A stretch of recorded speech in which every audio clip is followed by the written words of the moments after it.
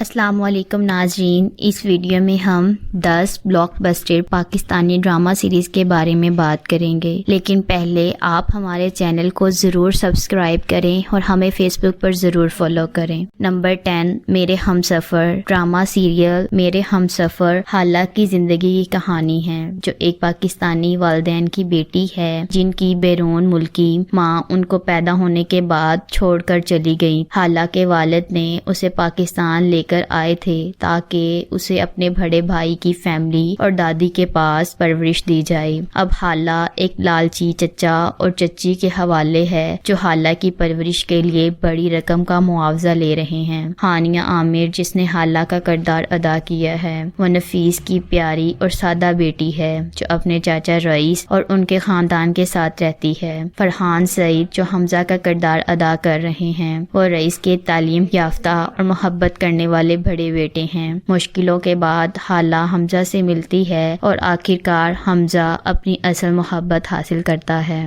Number 9، دل اویس۔ یہ ایک کہانی ہے ایک نوجوان لڑکی کی جس کا نام دل اویس ہے، جو اپنی والد کے گھر میں رہتی ہوئی بھی یتیم کی طرح برتاؤ اور محبت سے محروم ہے۔ دل اویس کے والد شہاب الدین ایک اثر انگیز اور دولت مند کاروباری انسان ہیں جو اپنی بیٹی دل اویس سے اس کی ماں کی گزشتہ زندگی کی بنا پر فاصلہ بنائے رکھتے ہیں۔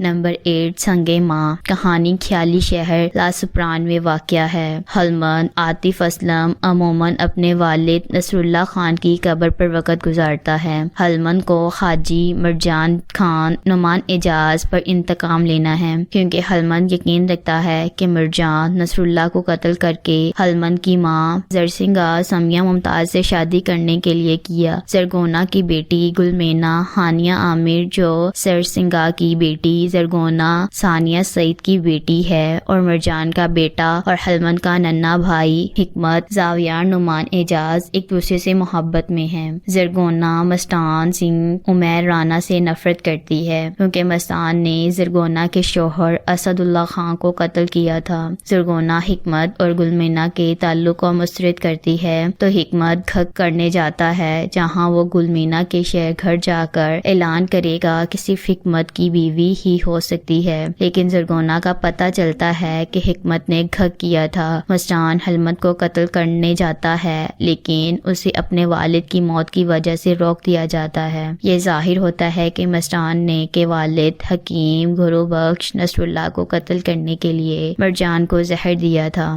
نمبر 7، صنف آہن۔ مختلف پس منظر اور زندگی کے راستوں سے 6 ماہرات عورتیں کرتیوں کو کسی بڑی چیز کو حاصل کرنے کے لیے خاتونی فرائض کو چھوڑ کر اپنے وطن کی خدمت کی طلب کے اعتبار سے اپنے خاندانوں کی توقعات سے بہتر کام کرنے کی کوشش کرنے والی ہیں۔ اگرچہ سب علمی طور پر بہت ماہر ہیں، تمام کو ماسٹرز لیول تعلیم حاصل کر ہو چکی ہے، اور سماجی طور پر بھی، لیکن وہ محسوس کرتی ہیں کہ زندگی میں وہ چیزیں بھی ہیں جو دنیا عورتوں کے بارے میں سوچتی ہے۔ انہوں نے خود پر دے لیا ہے کہ وہ افسر بننے کے تمام امتحانات اور مصائب کا سامنا کریں جو ایک فوجی افسر بننے کا ذریعہ بنتے ہیں۔ نمبر 6، جو بچھڑ گئے۔ یہ پلاٹ بنگلہ دیش کی آزادی کے وقت مغربی پاکستانی اور جدید دور بنگلہ دیش کے درمیان سیاسی کشمکش کے گرد گھومتا ہے، اور 1960-1970 جو بچھڑ گئے سے 1971 تک کے افسانوی واقعات سے نپٹتا ہے۔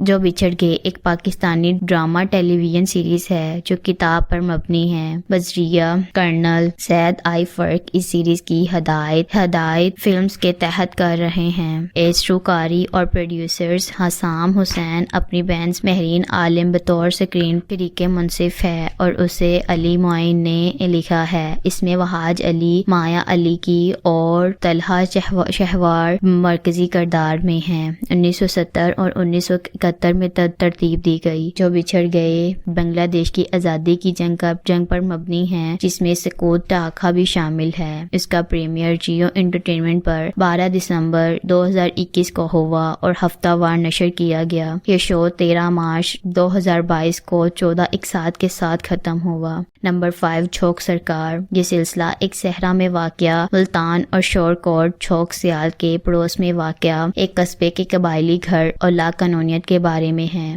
چھوک سیال کی ایک نوجوان لڑکی نوری اپنے پیارے شوکت کے ساتھ فرار ہونے کا فیصلہ کرتی ہے اور اپنی دوست سمی کو اس کی اطلاع دیتی ہے۔ وہ قصبے سے فرار ہونے میں کامیاب ہو جاتے ہیں، لیکن شور کوٹ جاتے ہوئے ریلوے اسٹیشن پر مقامی ذمہ دار پیرل کی بدماشیوں کے ہاتھوں پر پکڑے جاتے ہیں۔ ان دونوں کو قصبے میں لایا جاتا ہے اور انہیں پیرل کی حویلی میں قید کر دیا جاتا ہے، جہاں سے شوکت کو جیل بھیج دیا جاتا ہے۔ پیرل کا جاگیردار بیٹا میرال اسے عزت کی بات سمجھاتا ہے اور گاؤں والوں کو سخت سزا دینے کے لیے بھڑکاتا ہے، تاہم پیرل نوری کی سحر انگیز خوبصورتی سے متاثر ہو جاتا ہے اور اس سے شادی کر لیتی ہے۔ بدلے میں اسے اپنے سوتیلے باپ قرض معاف کر دیتی ہے۔ باغی اور مشتعل نوری صرف شوکت کے قصبے سے محفوظ رہائی کی شرط پر اس سے شادی کرنے پر راضی ہوتی ہے، تاہم پیرل کو بے خبر اس کا گرم سر والا بیٹا میرال شوکت کو مار ڈالنا ہے۔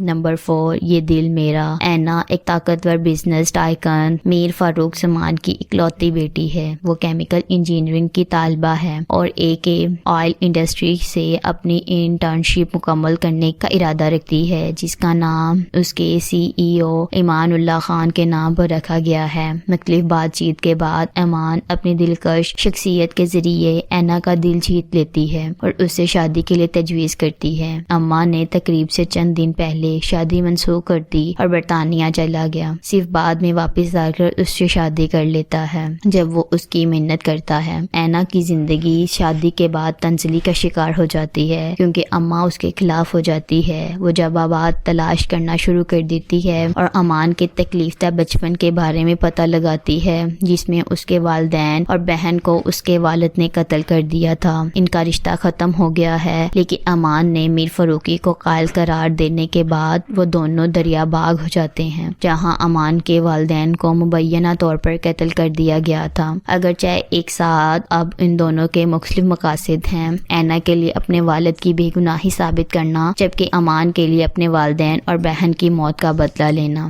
نمبر 3، بابا جانی۔ ایک ادھیڑ عمر اچھی طرح سے اس خاندان پر مبنی آدمی اپنی 2 بہنوں کے افراتفری پیدا کرنے کے بعد اپنی محبت کی دلچسپی کھو دیتا ہے۔ کہانی اس وقت شروع ہوتی ہے جب اسے اب ایک بیوہ سے شادی کرنے کے بعد اپنی بہنوں کے ساتھ معاملہ کرنا پڑتا ہے اور اس کی بہنوئی کے بنائے ہوئے شوق کے ساتھ پیش آتا ہے، جبکہ اس کا بہنوئی خفیہ طور پر اپنی سوتیلی بیٹی کو ہراساں کرتا تھا اور اپنی بہنوں کے ساتھ تعلقات کو ٹھیس پہنچائے بغیر ہر صورتحال سے کیسے نپٹے گا۔ یہ سب شو اسی کے بارے میں ہے۔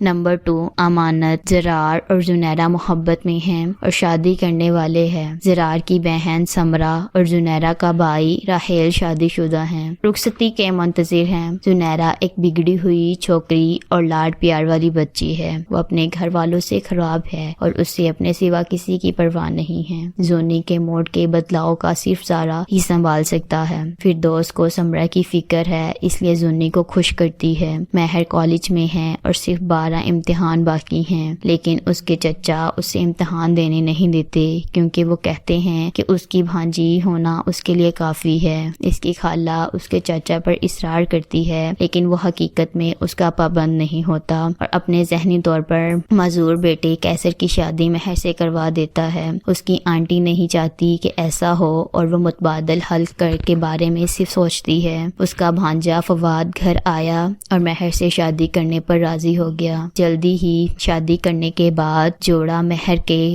چچا سے بھاگ جاتا ہے۔ فواد مدد کے لیے اپنے کالج کے دوست زرار سے ضرور رجوع کرتا ہے۔